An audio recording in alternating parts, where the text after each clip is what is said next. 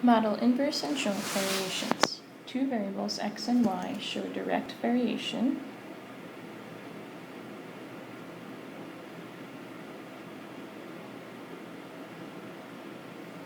If y equals ax for some non-zero constant a. Two variables x and y show inverse variation.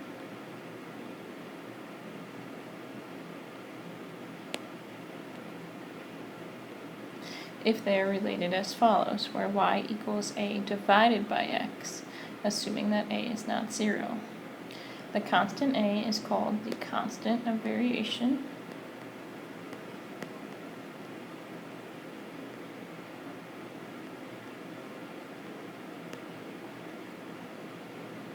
And y is said to vary inversely with x.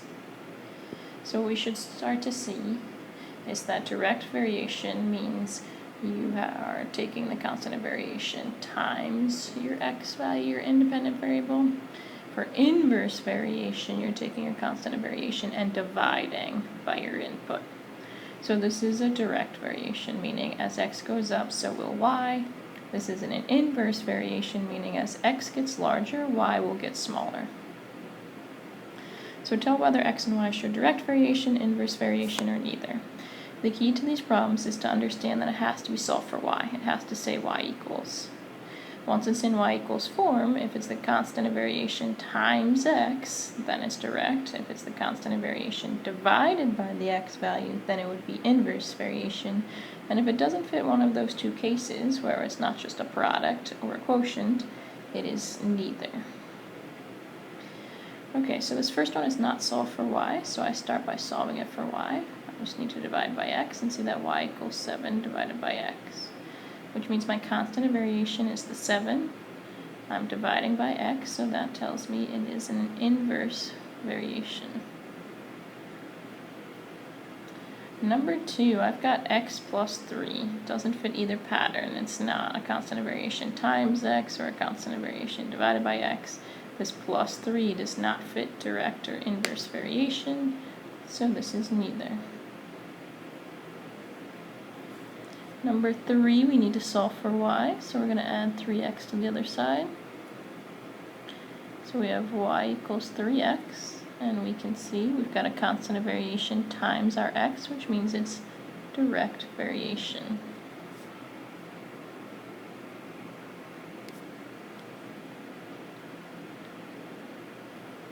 So number 4, again we need to solve for y, so we're going to multiply both sides by 4.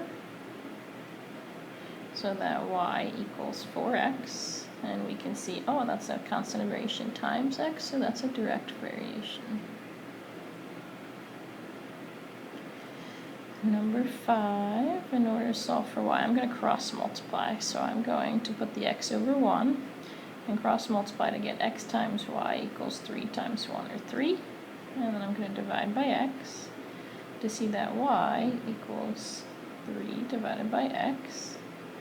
Since we're dividing by the x, that means it's an inverse variation. On number 6, I need to subtract the x to the other side. So y will equal negative x plus 5. Well, that doesn't fit either of the two types of variation. It's not direct, I'm not just multiplying by a constant of variation, and it's not inverse, I'm not dividing by x. So this is neither. Variation is just another way to describe a relationship between sets of data. Direct variation means x goes up, y goes up. You have constant variation times x. Inverse variation means as x goes up, y comes down. You've got a constant of variation divided by x. Okay, so we can bring in some algebra and solve for a constant of variation. That would allow us to write a general equation for the variation. In number 7, it says y varies directly with x. So that tells us that in the end, we're going to have an equation like this, some constant of variation times x. They tell us that when y equals 36, x equals 8, in the end, we need to find the value of y when x is 5, but there's an in-between step we need to do. let's find the equation of variation.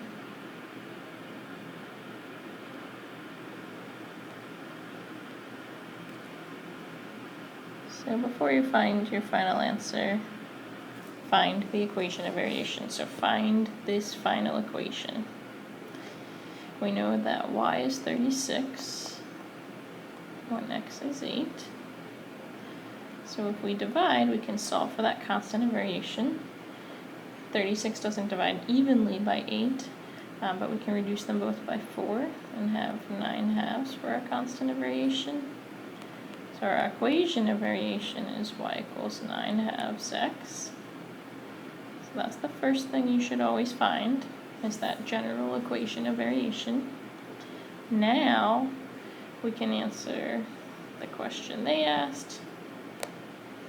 They want to know what y is when x equals 5. So now you plug in 5 for x, and you get 45/2. You must always find your equation of variation. You need to find this equation and write it down and say y equals 9/2 times x. You can use that then to find this final numerical value, but it is our expectation that you will always write this for every problem you're solving. We need to see your general equation of variation, so please do not skip that step. Number 8, same sort of problem, only this time it says varies inversely. So we know we're going to have a constant of variation divided by x. So when y is 7, x is 4. So to solve for the constant of variation, the a value, we're going to multiply by 4. And see that 28 is our constant of variation. So your general equation is y equals 28 divided by x. And that's what they're asking for right here. Find the equation that relates x and y. It is y equals 28 divided by x.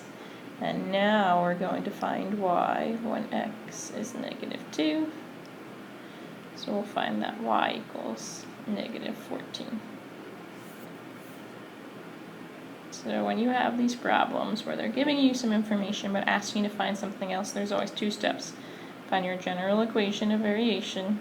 So that's where you solve for your constant of variation, plug it in to get this general equation, then use that equation for the given x value to find the desired output.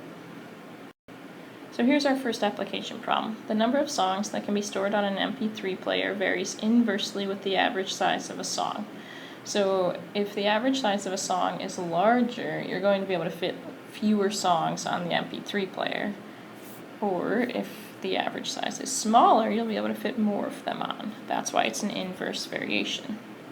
A certain MP3 player can store 2,500 songs when the average size of a song is 4 megabytes.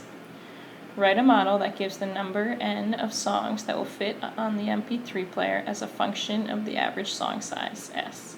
So rather than x and y, they want you to use n and s. So n is going to be y, s is going to be x. So we're looking for an equation n will equal some constant of variation divided by s. To solve for that constant of variation, we need to use this data point.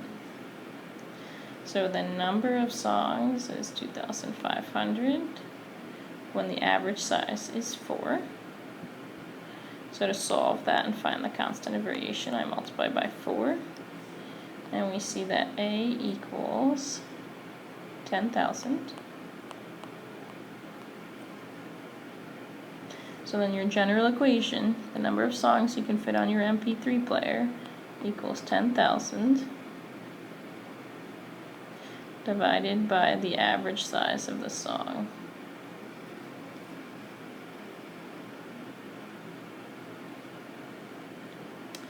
Make a table showing the number of songs that will fit on the MP3 player if the average size of a song is 2 megabytes, 2.5 megabytes, 3 megabytes, and 5 megabytes as shown below. So we're going to use this equation that we just came up with, and we're going to change the average size of the song. So our first one, if the average size of the song is only 2 megabytes, we'd be able to fit 5,000 songs on that MP3 player. Next one, if it's 2.5, 4,000 songs. If it's 3, you're gonna fit approximately 3,333 with some rounding, because we're gonna round to the nearest song. You wouldn't want a partial song. And then if it were 5, you'd only be able to fit the 2,000 songs. What happens to the number of songs as the average size increases? Well, as size increases, the number of songs decrease because you're using more space for every song here, so fewer of them can fit on, whereas down here they're pretty small, so you can fit more of them. Checking for inverse variation. The general equation y equals a over x for inverse variation could be rewritten as x times y equals a. This tells you that a set of data pairs xy shows inverse variation if the products of all your data pairs, so if you take all of your data pairs, your xy values, and you multiply those xy values and you get the same constant or approximately the same constant, you know that's an inverse variation. This is just a quick way to check for it. So number 10, the table compares the area A in square millimeters of a computer chip with the number C of chips that can be obtained from a silicon wafer. The area in millimeters squared is compared to the number of chips. So we're going to first write a model that gives C as a function of A. First thing we're going to do is check to see, is this an inverse variation? So I need to grab my calculator and find the product of each of these pairings. So pause the video for a second, grab your calculator and type in 58 times 448, and then write the number right below it. Type in 62 times 424, write the number right below it. Go through and find the products of all your xy pairs. Remember, this is like your x value and this is like your y value.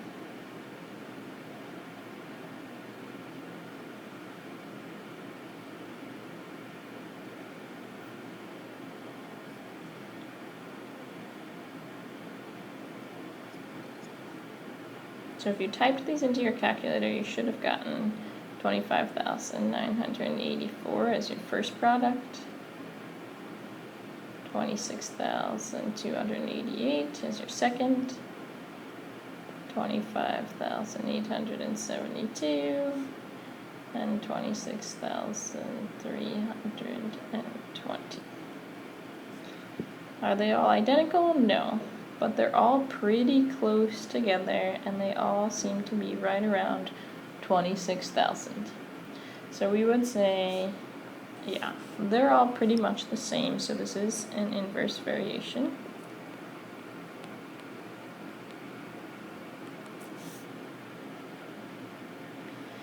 So if we want a model that gives C as a function of A, the number of chips is going to equal approximately 26,000 divided by the area, and I should use a capital A there to distinguish it from the constant of variation.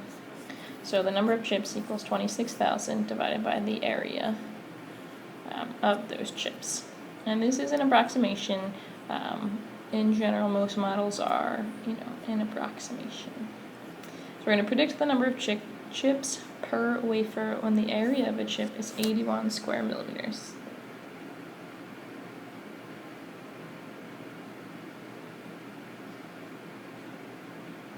So if we take 26,000 and divide it by 81, you will get approximately 321 chips. Your textbook assumes that you know direct variation and that you've already learned that one. It's not a part of our Algebra 1 curriculum, so chances are you probably haven't seen variation prior to this point. So I wanted to take a minute and talk about how to check for direct variation. Feel free to add a page in Notability to copy down these notes. You can pause the video here to get everything set up.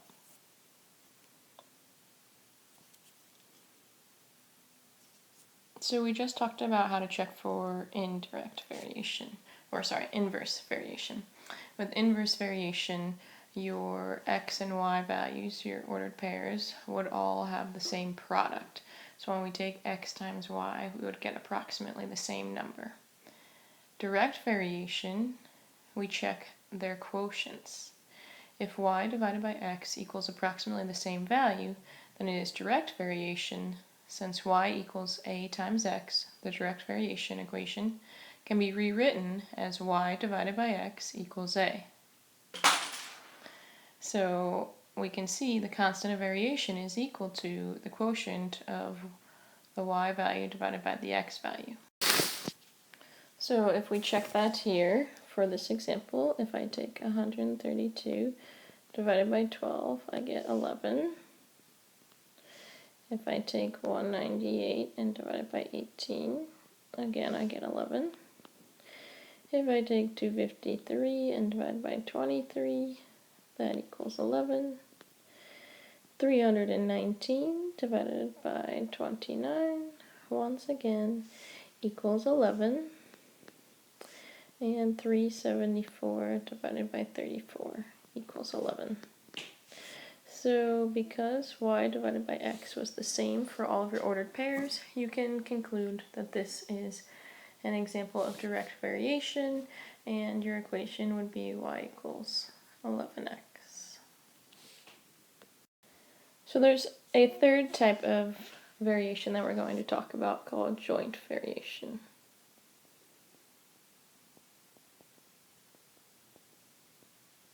Joint variation occurs when a quantity varies directly with the product of two or more other quantities. In the equations below, a is a non-zero constant. So z equals axy means that z varies jointly with x and y. P equals a times qrs means that p varies jointly with q, r, and s. So joint variation is just an extension of direct variation where we have more than one variable that the output is varying directly with. So number 11 says the variable z varies jointly with x and y. So that means that z equals some constant of variation times x times y. We know that z is negative 75 when x is 3 and y is negative 5. So we can come up with our equation that relates x, y, and z by solving for our constant of variation. So we get negative 75 equals negative 15a. So we divide by the negative 15 to see that our constant of variation is 5. So our equation that relates x, y, and z is 5 times xy must equal z. So then they said find z when x equals 2 and y equals 6.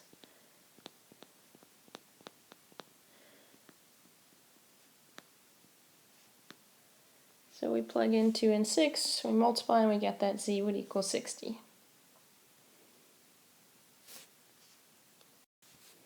So number 12 is just about setting up an equation to match.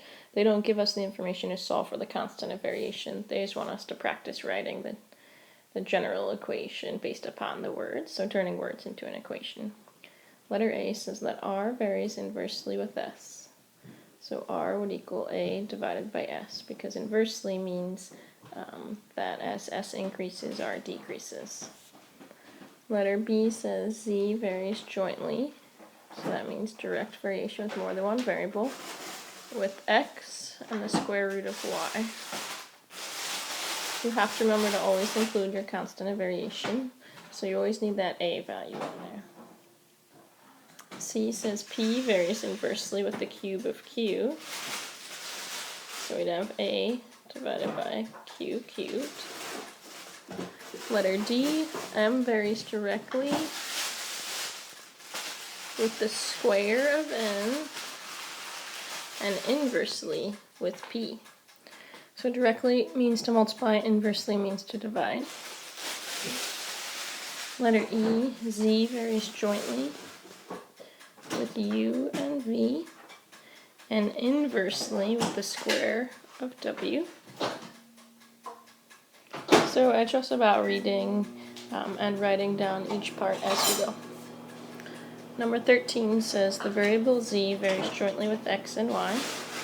So Z equals A times X times Y. So then we can use the next piece of information to find the constant of variation.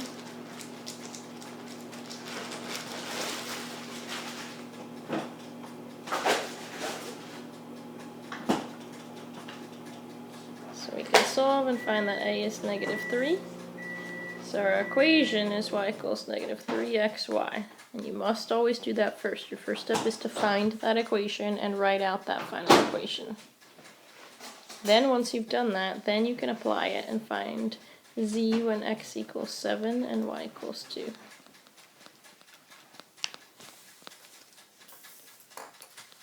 So we multiply and find that z would equal -42. So the keys with variation are to remember that direct variation and joint variation both mean to multiply, whereas inverse variation means to divide.